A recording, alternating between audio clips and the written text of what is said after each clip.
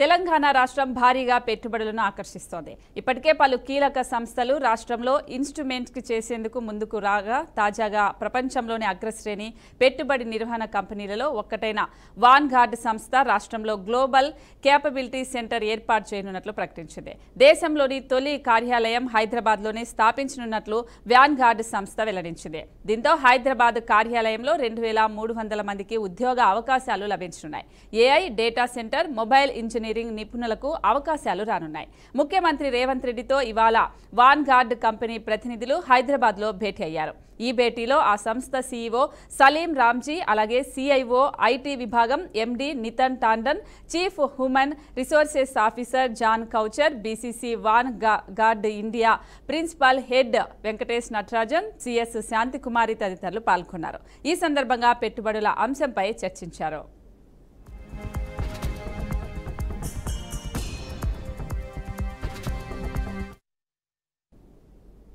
HCU భూముల విషయంలో తెలంగాణ ప్రభుత్వం చేసిన ప్రకటన విషయంలో కీలక పరిణామం చోటు చేసుకుంది. టీజీఐఐసికి కేటాయించిన స్థలం, యాజమాన్యం, యూనివర్సిటీ భూముల హద్దుల నిర్ధారణ విషయంలో ఇవాళ రాష్ట్ర ప్రభుత్వం చేసిన ప్రకటనను హైదరాబాద్ సెంట్రల్ యూనివర్సిటీ ఖండించింది. 400 ఎకరాల భూమిని గుర్తించేందుకు యూనివర్సిటీ క్యాంపస్లో రెవెన్యూ అధికారులు జులై 2024లో ఎలాంటి సర్వే నిర్వహించలేదని తాజాగా హెచ్సియు రిజిస్టర్ ప్రెస్ నోట్ విడుదల చేసింది.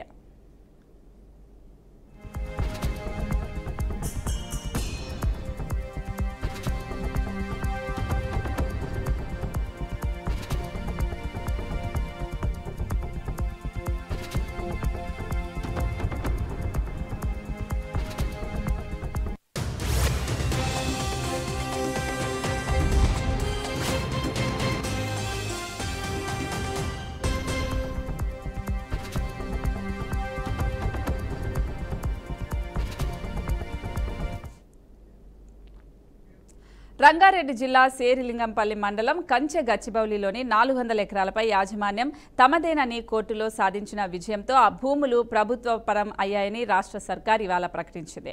సర్వే నిర్వహణ విషయంలో టీజీఐసిసి జోనల్ మేనేజర్ 2024 జులై 18న university of Hyderabad register at UO హైదరాబాద్కు మెయిల్ చేశారని హెచ్సియు రిజిస్టర్ సమ్మతితోనే 2024 జులై 19న యూనివర్సిటీ అధికారులు, university registrar, university engineer, university executive engineer, revenue అధికారులు, రెవెన్యూ ఇన్స్ట్రక్టర్, మండల సర్వేయర్ సమక్షంలో సర్వే నిర్వహించి అదే రోజున హద్దులు నిర్ధారించినట్లు ప్రభుత్వం తెలిపింది.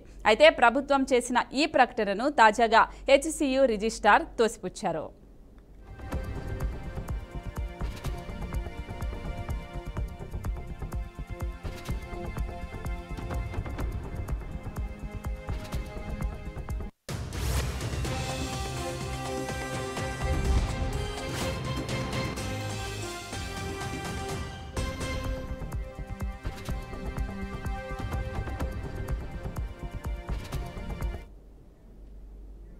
హైదరాబాద్ సెంట్రల్ యూనివర్సిటీ వివాదంలో చిన్న అమ్మాయిలను మెడలు పట్టుకుని గుంజుకుపోయారని కేంద్ర మంత్రి బండి సంజయ్ మండిపడ్డారు. తెలంగాణ సమాజం బాధ పడుతుందని తెలిపారు. సీఎంకి కనీస మానవత్వం లేదా అని ఆగ్రహం వ్యక్తం చేశారు. భూములను అమ్మకండి అని విద్యార్థులు అడిగితే అమానుషంగా వ్యవహరించారని విమర్శించారు. కాంగ్రెస్ ప్రభుత్వానికి ఈ నెల గడవాలి అంటే హెచ్సియు భూములు అమ్మాలని ఆరోపించారు. భూములు అమ్మకుంటే ప్రజాపాలన సాగదని హితవు పలికారు. అమ్మాయిల పట్టుకుని గంట గుచ్చుకోపోతారా? ఈడ్చుకోబోతున్నారు. కనీస మానవత్వం ముఖ్యమంత్రి గారికి కనీసం వాళ్ళ భూములు అమ్ముకుంటారు, మా భూములు ఎందుకు అమ్ముకుంటారు అని చెప్పి ప్రశ్నించే ప్రయత్నం చేస్తే దొంగతనం లెక్క అర్ధరాత్రి దొంగల లెక్క జేసీబీలను 10 జేసీబీలు తీసుకుపోయి రాత్రి మొత్తం చెట్లు కొట్టేస్తారు. నిబంధనల విరుద్ధంగా భూమిని చదువు చేస్తారు. విద్యార్థుల యూనివర్సిటీకి పోయి మీరు ఏ అధికారంతో మీరు పోతున్నారు? మా భూములు, మా యూనివర్సిటీ భూములు అమ్మకండి అని చెప్పి ఆపే ప్రయత్నం చేస్తే వాళ్ళని గొడ్లను నేను చాలా బాధ అనిపించింది. నేను చూస్తుంటే ఆ చిన్న అమ్మాయిలకు గుంజుకోబోతుంటే ప్రతి ఒక్కరు ఏడిచారు. ఆ వీడియోలు చూసినా ప్రతి ఒక్కరు ఏడిచారు.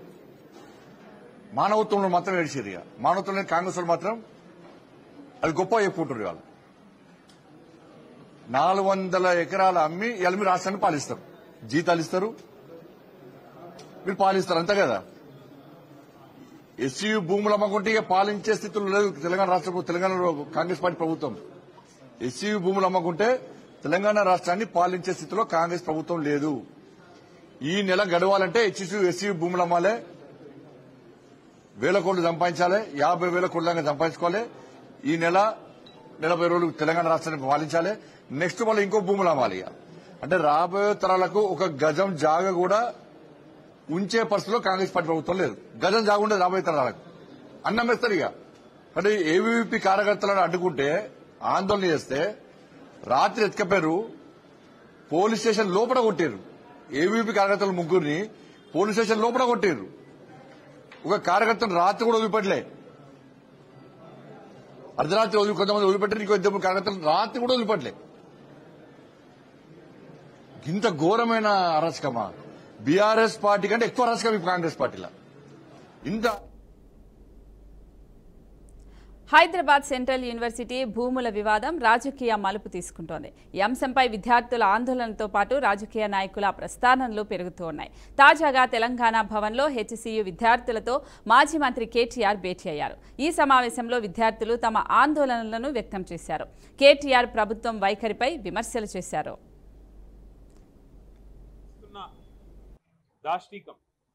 మీరు చేస్తున్న అరాచకం గత 3 రోజులుగా వందల సంఖ్యలో బుల్డోజర్లను పంపి, వందల సంఖ్యలో అక్కడ హిటాచీ మెషిన్లను పంపి, వందల మంది పోలీసు వాళ్ళని పెట్టి, ఎందుకు ఇంత ఆగం, ఇంత గందరగోళంగా అక్కడ ఉండే చెట్లను కొట్టేసి, అక్కడ ఉండే జంతువుల్ని తరిమేసి, అక్కడ ఏమీ లేదో అదంతా బంజరు భూమి అని చెప్పడానికి ప్రభుత్వం ఎందుకింత ఆరాటపడుతున్నది చెప్పాలని నేను కోరుతా ఉన్నాను.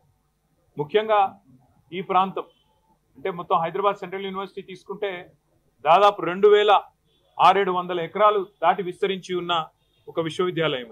మనం నిజంగా చెప్పాలంటే ఈ పశ్చిమ హైదరాబాద్ గత 10-15 ఏళ్లలో విస్తృతంగా పెరిగిపోయింది. అది మన గచ్చిబౌలి కావచ్చు, నానక్రామ్ గూడ కావచ్చు, ఖాజా. ఏపీ మంత్రి టీడీపీ జాతీయ ప్రధాన కార్యదర్శి నారా లోకేష్ ఇవాళ అనకాపల్లి జిల్లాలో పర్యటించారు.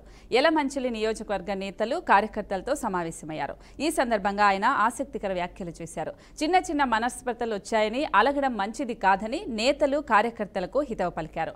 పార్టీలో విభేదాలకు పులిస్టాప్ పెట్టాలని, కలిసి పనిచేయాలని సూచించారు. తిట్టుకుందాం, కొట్టుకుందాం, కానీ విడాకులకి అవుట్ ఆఫ్ క్వశ్చన్ అంటూ వ్యాఖ్యానించారు.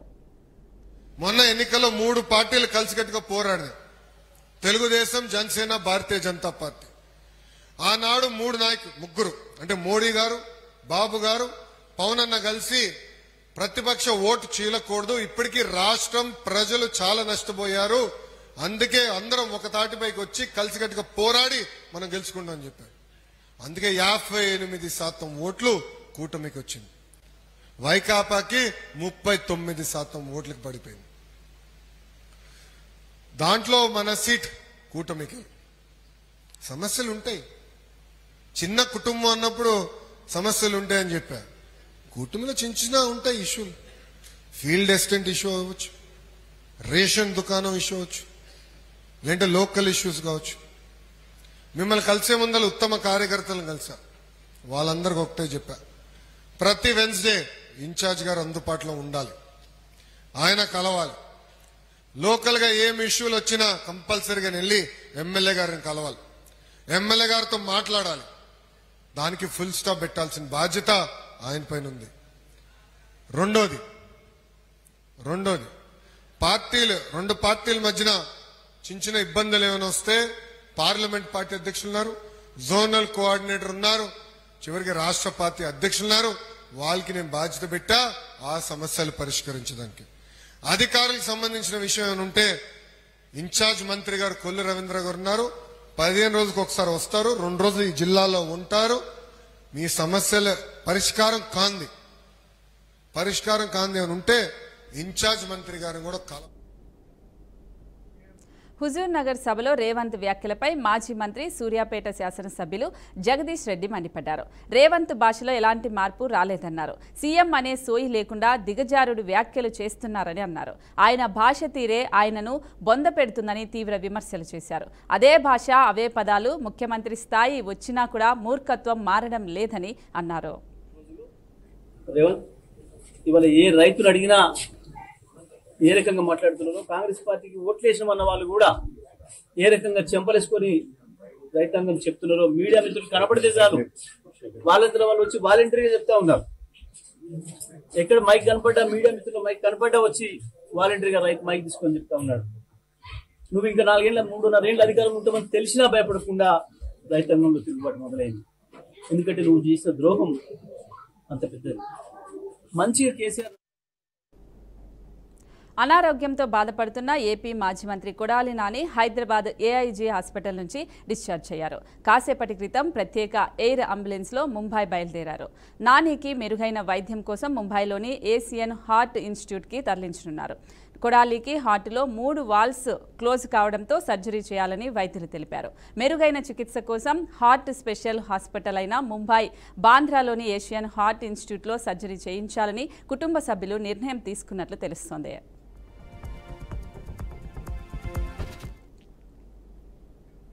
మాజీ మంత్రి కాకాని గోవర్ధన్ రెడ్డికి పోలీసులు మరోసారి నోటీసులు ఇచ్చారు. పొడమలకూరు మండలంలో జరిగిన అక్రమ మైనింగ్ కేసులో ఈరోజు విచారణకు కాకాని డుమ్మా కొట్టారు. దీంతో మరోసారి నోటీసులు ఇచ్చిన పోలీసులు రేపు విచారణకు రావాలని ఆదేశించారు. నోటీసులు ఇచ్చేందుకు హైదరాబాద్లోని కాకాని ఇంటికి వెళ్లారు పోలీసులు. అయితే కాకాని అందుబాటులో లేకపోవడంతో బంధువులకు నోటీసులు ఇచ్చారు. రేపు ఉదయం 11 గంటలకు విచారణకు హాజరు కావాలని, లేకపోతే చట్టపరంగా చర్యలుంటాయని పోలీసు అధికారులు హెచ్చరించారు.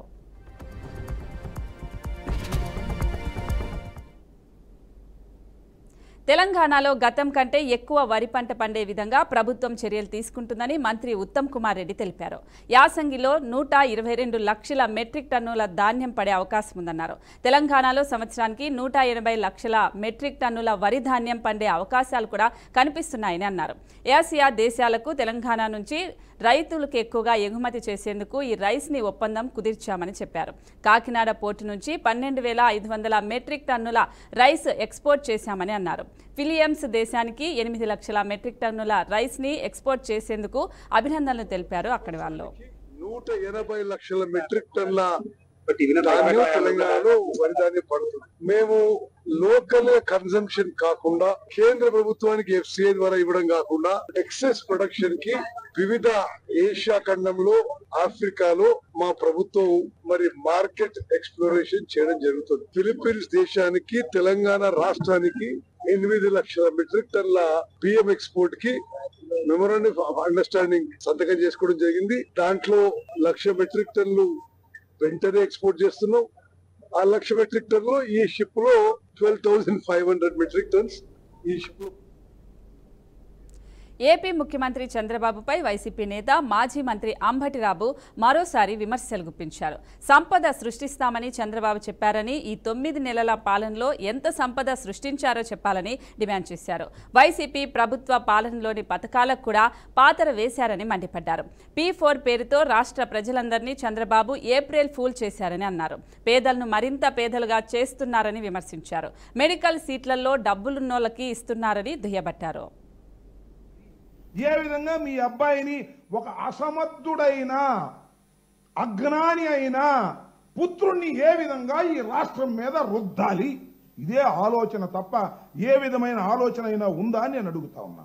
పేదరిక నిర్మూలన చేయదలుచుకున్న వాడు రాష్ట్ర ప్రభుత్వం చేయవలసినటువంటి అనేక విధులున్నాయి. ఆ విధులన్నీ పక్కకు నెట్టేసి ప్రైవేటు పరం చేసేటటువంటి కార్యక్రమం ఇవాళ చంద్రబాబు నాయుడు గారు చేస్తున్నారు. రేపు కూడా తోలుకొచ్చారు మొత్తాన్ని బస్సుల్లో బంగారు కుటుంబం అని. అక్కడ ఉన్నోళ్ళు పైన ఉన్నోళ్ళే బంగారు కుటుంబాలు.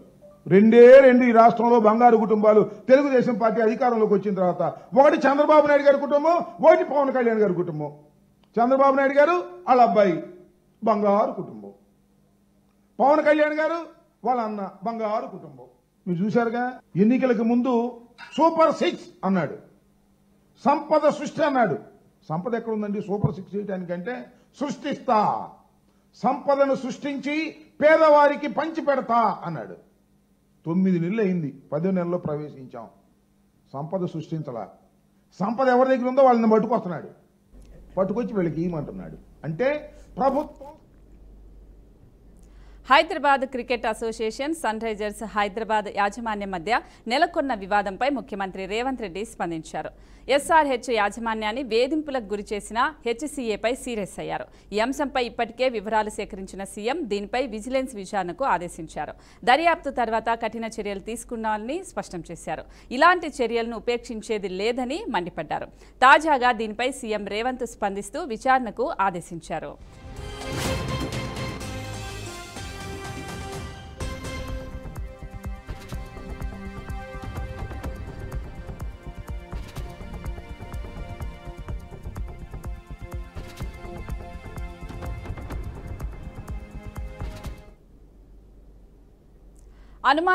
అనుమానాస్పద స్థితిలో మృతి చెందిన పాస్టర్ పగడాల ప్రవీణ్ మృతి చెందడానికి ముందు బెజవాడలో ఉన్న 3 గంటలు ఏం చేశారనే దానిపై ఇప్పుడు మిస్టరీ వీడింది.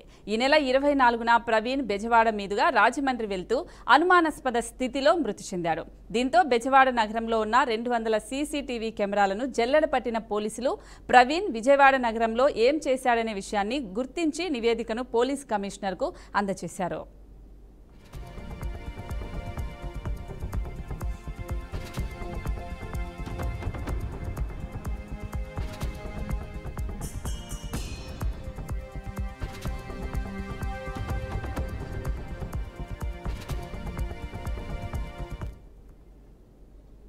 విజయవాడ నగరంలో పాస్టర్ ప్రవీణ్ ఈ నెల 24న హైదరాబాద్ నుంచి రాజమండ్రి బయలుదేరుతూ గుంటుపల్లి నుంచి భవానీపురం వచ్చే మార్గంలో ఒకసారి బైక్ పై నుంచి పడిపోయారు. ఈ సమయంలోనే ఆయన బుల్లెట్ హెడ్ లైట్ కూడా ధ్వంసమైంది. ఆ తర్వాత భవానీపురంలో పెట్రోల్ బంక్లో పెట్రోల్ కొట్టించుకొని నగరంలో దుర్గాగుడి ఫ్లైఓవర్ మీదుగా బెంచ్ సర్కిల్ ఫ్లైఓవర్ పై ప్రయాణించి రామవరప్పాడు రింగ్ సెంటర్కు చేరుకున్నారు. ఇక పాస్టర్ టీ తాగడానికి ముందు మొహం కడుక్కున్నారని టీ స్టాల్ కార్మికుడు నాగార్జున తెలిపారు. ఇదే సమయంలో ప్రవీణ్ బుల్లెట్ హెడ్ లైట్ ఊడిపోయి ఉండటంతో నాగార్జున తన హోటల్లో ఉన్న ఒక తాడు తీసుకొచ్చి బిగించాడు. సుమారు 35 నిమిషాల పాటు పాస్టర్ ప్రవీణ్ రామవరప్పాడు రింగ్ సెంటర్లో ఉన్నట్టు గుర్తించారు. మొత్తం సీసీటీవీ ఫుటేజ్లో పోలీసులు ఈ విధంగా సేకరించారు.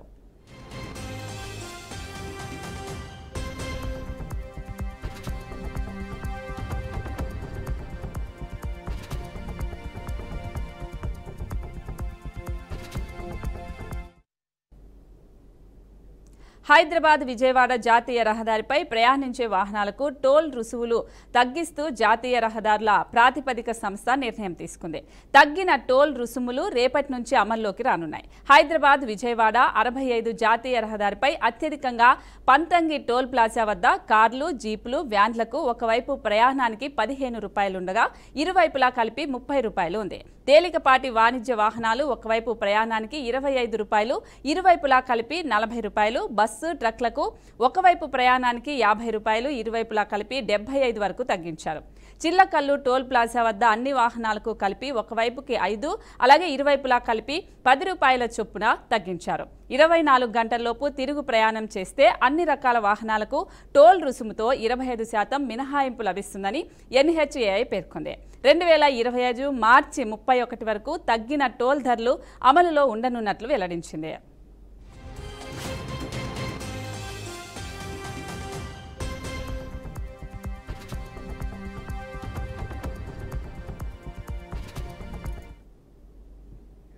ఛత్తీస్గఢ్ దండకారణ్యంలో కాల్పుల మోతలు కొనసాగుతూనే ఉన్నాయి. ఇప్పటికే వరుస ఎన్కౌంటర్లు చోటు చేసుకోగా తాజాగా సోమవారం మరోసారి తుపాకుల మోత మోగింది. బంతెవాడ, బీజాపూర్ జిల్లాల సరిహద్దుల్లో మావోయిస్టులు సంచరిస్తున్నారనే విశ్వసనీయ సమాచారంతో పోలీసు బలగాలు సోమవారం తెల్లవారుజామున ఆకస్మికంగా తనిఖీలు చేపట్టారు. ఈ క్రమంలో మావోయిస్టులు ఎదురుపడగా ఒక్కసారిగా పోలీసులు ఫైరింగ్ ఓపెన్ చేశారు. దీంతో మావోలు కూడా ఎదురు కాల్పులు జరిపారు. ఈ కాల్పుల్లో మావోయిస్టు మహిళా అగ్రనేత, దండకారణ్యం స్పెషల్ జోనల్ కమిటీ సభ్యురాలు రేణుక అలియాస్ చైతే అలియాస్ సరస్వతి ప్రాణాలు కోల్పోయారు. అయితే మిగతా దళ సభ్యులు కూడా తప్పించుకున్నారు. రేణుకది వరంగల్ జిల్లా కడవెండి గ్రామం. అయితే ఆమె 35 ఏళ్ల క్రితమే పార్టీలోకి వెళ్లినట్లుగా తెలుస్తోంది. దంతెవాడ పోలీసులు రేణుక మృతదేహంతో పాటు తుపాకీ, అలాగే మందుగుండు సామగ్రి, బుల్లెట్లు స్వాధీనం చేసుకున్నట్లుగా పోలీసులు వెల్లడించారు.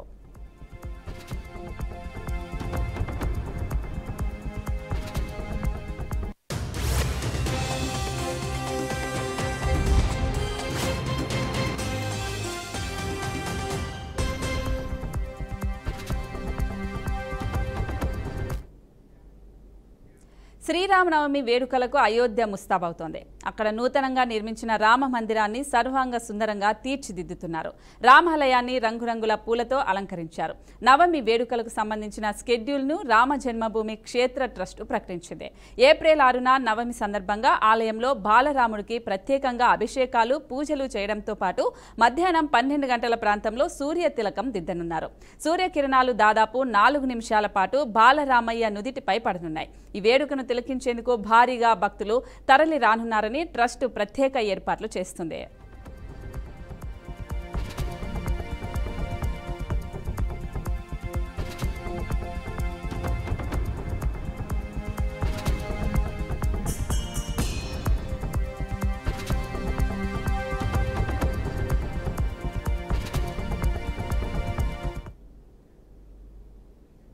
వరుస భూకంపాలు ప్రజలను వణికిస్తున్నాయి.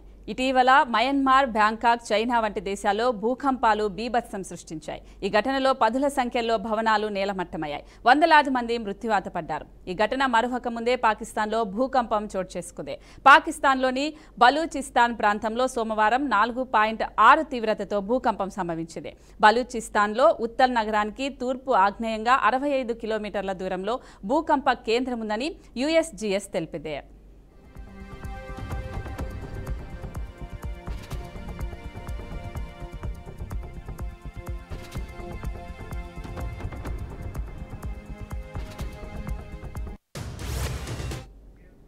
భూకంప కేంద్రం 10 కిలోమీటర్ల లోతులో వ్యాపించుందని అధికారులు తెలిపారు. భూకంపం కారణంగా ఆస్తి, ప్రాణ నష్టం జరిగినట్లు ఇంకా తెలియలేదు. కరాచీలో కూడా భూకంప ప్రకంపనలు సంభవించాయని కొంతమంది సోషల్ మీడియాలో పేర్కొన్నారు. భూకంప తీవ్రత తక్కువగా ఉండటంతో అంతా ఊపిరి పీల్చుకున్నారు. రోజుల వ్యవధిలోనే భూకంపాలు సంభవిస్తూ ఉండటంతో ప్రజలు ప్రాణాలు అరచేతిలో పట్టుకుని బిక్కుబిక్కుమంటూ గడుపుతున్నారు.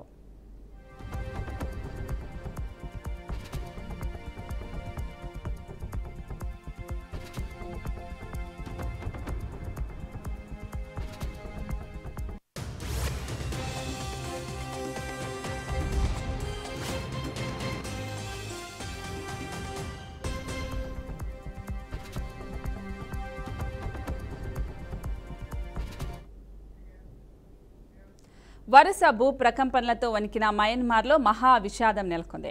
భూకంపం దాటికి నేలమట్టమైన భవనాల శిథిలాలను తొలగిస్తున్న కొద్దీ కూడా మృతుల సంఖ్య భారీగా పెరుగుతోంది. భూ విలయంలో మృతుల సంఖ్య 2056కు పెరిగింది. 3900 మందికి పైగా గాయపడినట్లు మయన్మార్ సైనిక ప్రభుత్వం వెల్లడించింది. ఇప్పటికీ ఇంకా 270 మంది ఆచూకీ లభ్యం కాలేదని తెలిపింది. ఒకవైపు మృతదేహాలు, మరోవైపు గాయపడిన వారితో అక్కడ ఆసుపత్రులు కిక్కిరిసిపోతున్నాయి. భూకంపం వచ్చి 3 రోజులు గడుస్తున్నా అక్కడ కూడా స్థితిలాల కింద చిక్కుకున్న వారి పరిస్థితి ఇంకా తీవ్ర ఆందోళనగా ఉంది. మరోవైపు 3 రోజులుగా రెస్క్యూ ఆపరేషన్ కొనసాగుతోంది. తమ వారు సజీవంగానే ఉండొచ్చనే ఆశతో పలువురు తమ చేతులతో శిథిలాలను తొలగిస్తున్న దృశ్యాలు హృదయాలను కలిచివేస్తున్నాయి.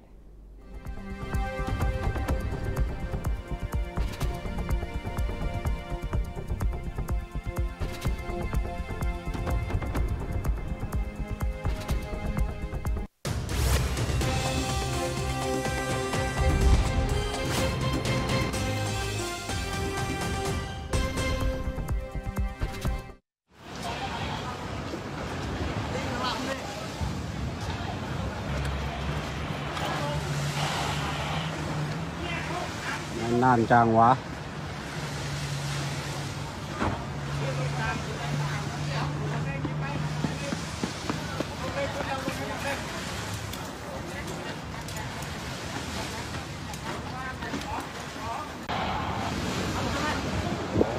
Mình liệt lâu rồi.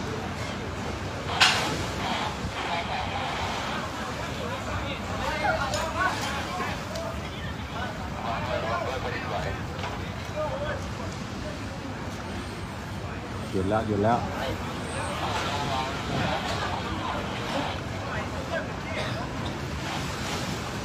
คิดว่าเมา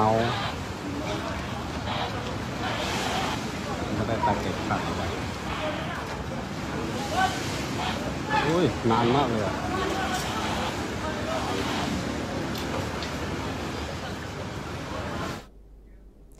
మయన్మార్లో భూకంపం తీవ్రతపై సైనిక ప్రభుత్వం విడుదల చేస్తున్న సమాచారంపై సందేహాలు వ్యక్తమవుతున్నాయి. 2021 నుంచి ఆ దేశంలో మీడియాపై నియంత్రణ, ఇంటర్నెట్ వినియోగం పరిమితం చేయడం ఇలాంటి ఘటనలే ఇందుకు కారణం.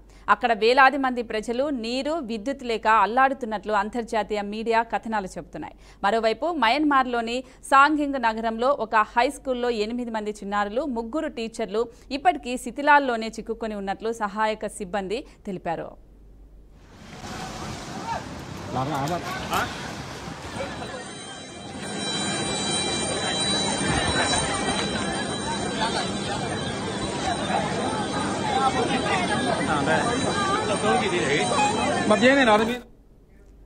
ఇదిలా ఉండగా థాయిలాండ్లో మృతుల సంఖ్య 20కి పెరిగింది. ప్రస్తుతం థాయిలాండ్లో పరిస్థితి చాలా వరకు సాధారణ స్థితికి వచ్చినట్లు ఆ దేశ ప్రధాని పెన్ క్వాంటర్ వెల్లడించారు. బ్యాంకాక్లో కుప్పకూలిన ఎత్తైన భవనం వద్ద సహాయక చర్యలు కొనసాగుతున్నాయి. ఆ భవనంలో అక్కడ ఇప్పటి వరకు 13 మృతదేహాలను గుర్తించారు. వీరిలో 8 మంది పురుషులు కాగా 5 మహిళలు ఉన్నట్లు అధికారులు తెలిపారు. అయితే భవనాలు నేలమట్టమై 3 రోజులు కావడంతో శిథిలాల కింద ఉన్నవారు సజీవంగా ఉండటం కష్టమేనని వాదనలు వినిపిస్తున్నాయి.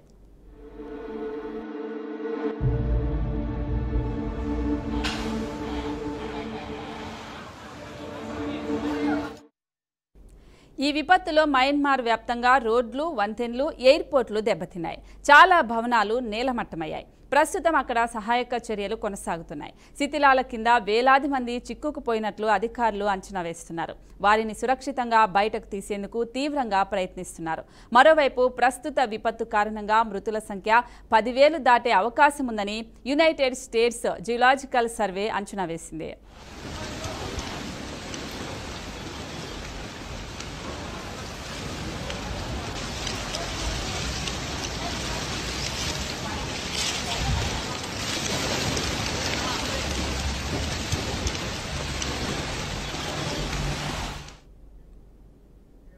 కాంగ్రెస్ పై ప్రధాని మోదీ విమర్శలు గుప్పించారు. ఛత్తీస్గఢ్ బిలాస్పూర్ జిల్లాలో ప్రధాని మోదీ పర్యటించారు.